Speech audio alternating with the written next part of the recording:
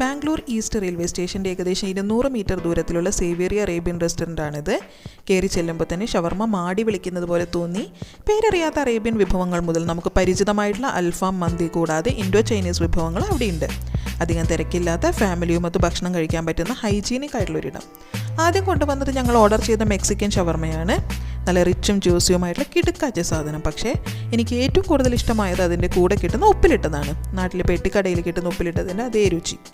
അടുത്തതായിട്ട് കൊണ്ടുവന്നത് അൽഫാമാണ്. കുബൂസും മയണീസും സാലഡും ഒക്കെ ചേർന്ന് അത് ഗംഭീരായി.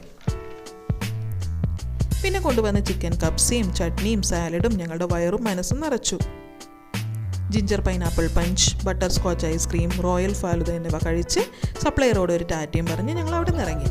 അത്യാവശ്യം പാർക്കിംഗ് സൗകര്യമുള്ള, അധികം പൈസ ചിലവില്ലാതെ ഫാമിലി ഫ്രണ്ട്സുമായിട്ട് ഭക്ഷണം കഴിക്കാൻ പറ്റുന്ന നല്ലൊരു റെസ്റ്റോറൻ്റാണിത്. ബാംഗ്ലൂരിൽ താമസിക്കുന്നവരാണെങ്കിൽ നിങ്ങളിവിടെ മിസ് ചെയ്യരുത്.